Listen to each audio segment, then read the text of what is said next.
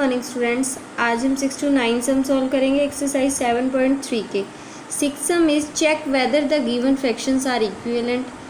आपको चेक करना है कि ये जो आपको फ्रैक्शंस गिवन हैं ये इक्विवेलेंट है या नहीं। इक्विवेलेंट का मतलब जब इन दोनों फ्रैक्शंस को हम कैंसिल आउट कर देंगे, जैसे 5 और 9 अगर कैंसिल आउट होते हैं तो इन्हें करके 30 और 54 इन्हें करके कैंसिल, तो क्या सेम आंसर आता है हमारा? क्या फ्रैक्शन इक्विवेलेंट है? अगर सेम आंसर आता है तो इक्विवेलेंट है, अगर सेम आंसर नहीं आता तो इक्विवेलेंट नहीं है। तो ये पार्ट में हमें क्या गिवन है? 5/9 और 30/54। क्या 5/9 कैंसिल होता है किसी सेम टेबल से? 5 और 9 नहीं होते ना, तो 5/9 ही रहेगी ये। अब देखो 30 और 54 किससे कैंसिल होते हैं? 6 से कैंसिल हो जाएंगे। 6 5 ज़ा 30, 6 9 ज़ा 54।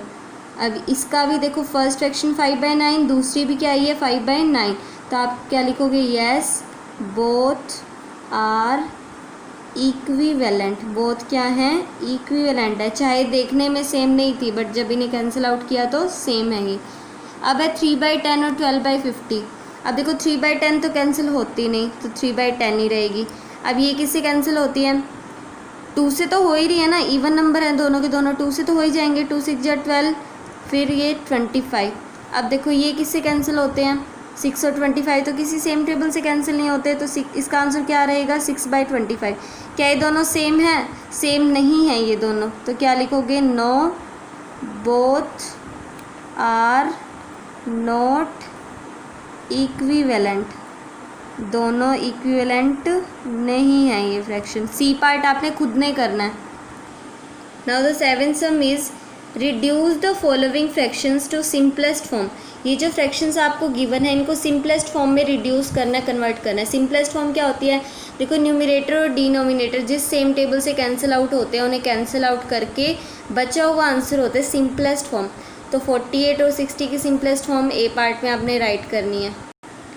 ए पार्ट में आपको क्या गिवन है? 48/60। तो ये कौन सी सेम टेबल से कैंसिल आउट होते हैं? देखो हम दोबारा लिखते हैं 48/60 कौन सी सेम टेबल से होते हैं? देखो 12 से हो जाएंगे ना। चाहे 2 से करना है तो 2 से कर लो, वो तो फिर हमें बारी बारी कैंसिल करना पड़ेगा। 12 से हमें पता है 12 4 ज़ा 48 होता है, 12 5 ज़ा 60 होता है। 12 4 ज़ा 48, 12 5 ज़ा 60। क्या 4 और 5 अभी भी किसी सेम टेबल से होते हैं? नहीं होते ना, तो इसका आंसर क्या आया? 4/5। 48/60 की सिंपलेस्ट फॉर्म 4/5। अब इन्हें भी कैंसिल आउट कर देंगे तो इसकी भी सिंपलेस्ट फॉर्म आ जाएगी। पहले तो 0 से 0 काट दो। 15 और 6 कौन सी सेम टेबल से कैंसिल आउट होते हैं?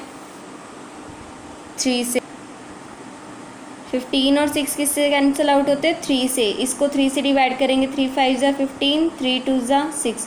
5 और 2 तो किसी सेम टेबल से कैंसिल नहीं होते, तो ये आंसर क्या आएगा? 5/2। अब नेक्स्ट में हमें 84/98 गिवन है।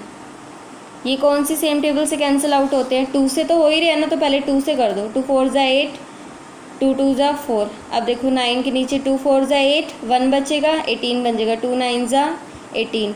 42 और 49 क्या किसी सेम टेबल से होते हैं? 7 से हो जाएंगे। 7 6 ज़ा 42, 7 7 ज़ा 49।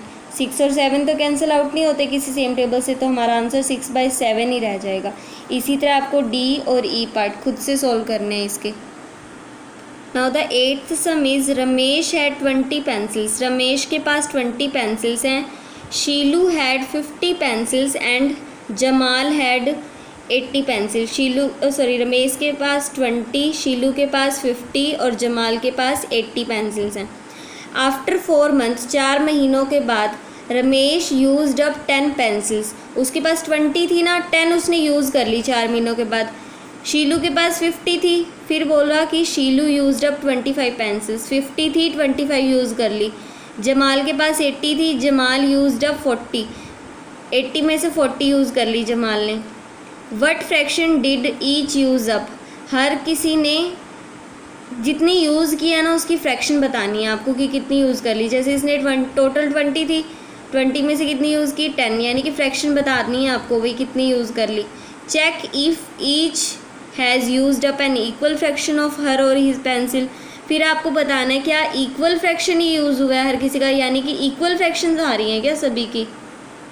तो हम राइट करेंगे total pencils Ramesh had. Ramesh के पास कितनी थी? 20। Number of pencils used bye Ramesh. Ramesh ने कितनी यूज़ कर ली? 10। फ्रैक्शन कैसे बनेगी, देखो टोटल 20 थी, 20 हमने नीचे राइट डाउन किया, 20 में से यूज़ कितनी कर ली 10, 20 में से यूज्ड है 10, तो फिर अब इन्हें कैंसिल कर देते हैं। देखो सेम टेबल से कैंसिल हो रहे हैं, 0 से 0 काट दिया हमने, 1 और 2 तो किसी से कैंसिल नहीं होंगे, तो 1/2 आ जाएगी इसकी फ्रैक्शन। अब शीलू के पास देखो total pencils Shilu had, Shilu के पास कितनी थी 50, number of pencils used by Shilu, Shilu ने कितनी यूज़ कर ली 25, 50 में से 25 यूज़ कर ली, तो फ्रैक्शन क्या बनेगी टोटल 50, टोटल वैल्यू नीचे लिखते हैं, 50 में से यूज़ कितनी कर ली 25। अब देखो ये कैंसिल किससे हो रहे हैं, 5 से कर देते हैं, 5 5 ज़ा 25, 5 1 ज़ा 5, 5 0 ज़ा 0, 5 और 10 5 से हो जाएंगे, 5 1 ज़ा 5, 5 2 ज़ा 10, 1/2 फ्रैक्शन आई, इसकी भी 1/2 आई है अभी तो रमेश की, और शीलू की भी 1/2 ही आई है। अब देखते हैं जमाल के पास कितनी पेंसिल्स थी, उसने कितनी यूज़ की, फिर फ्रैक्शनल वैल्यू निकालेंगे। Total pencils Jamal had, Jamal के पास कितनी थी 80 थी, number of pencils used bye Jamal, Jamal ने कितनी यूज़ कर ली 40। अब फ्रैक्शनल वैल्यू निकालते, देखो 80 थी टोटल, यूज़ कितनी कर ली 40, तो 0 से 0 कैंसिल, 4 और 8 4 से कैंसिल हो जाएंगे, 4 1 ज़ा 4, 4 2 ज़ा 8, 1/2। देखो रमेश की फ्रैक्शनल वैल्यू 1/2 आई, शीलू की भी 1/2 और जमाल की भी 1/2। अब आपसे पूछा था ना क्या हर किसी ने सेम फ्रैक्शन में पेंसिल यूज़ किया है, तो रमेश की भी 1/2 फ्रैक्शनल वैल्यू है, शीलू की भी और जमाल ने भी, तो हमारा आंसर क्या होगा यस, सभी की सेम है। Yes each has used up an equal fraction of pencils, हर किसी ने इक्वल फ्रैक्शन यूज़ किया है, रमेश ने, शीलू ने और जमाल ने कितना यूज़ किया है 1/2। Now the ninth sum is match the equivalent fractions and write 2 more for each। आपने इन equivalent fractions को मैच करना है और हर फ्रैक्शन के लिए 2 और equivalent फ्रैक्शन राइट करके दिखानी है। अब देखो इधर वाले कॉलम को आपने सेकंड वाले कॉलम से मैच करना है, तो इक्विवेलेंट फ्रैक्शंस है ना ये, तो यानी कि इन्हें कैंसिल आउट करने के बाद सेम आंसर आएगा। तो पहले तो जो कैंसिल आउट हो रहे हैं उन्हें कैंसिल आउट कर देखते हैं, 0 से 0 कैंसिल, 25 और 45 से कैंसिल हो जाएंगे, 5 5 ज़ा 25, 5 8 ज़ा 40, क्या आंसर आया इसका 5/8। अब देखो 5/8 इधर किससे है डी का, तो फर्स्ट को डी से मैच कर देंगे।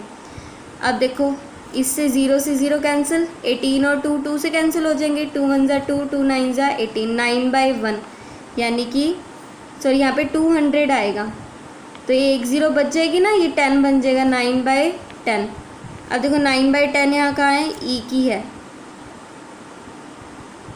तो इसके साथ हम ई को मैच करेंगे।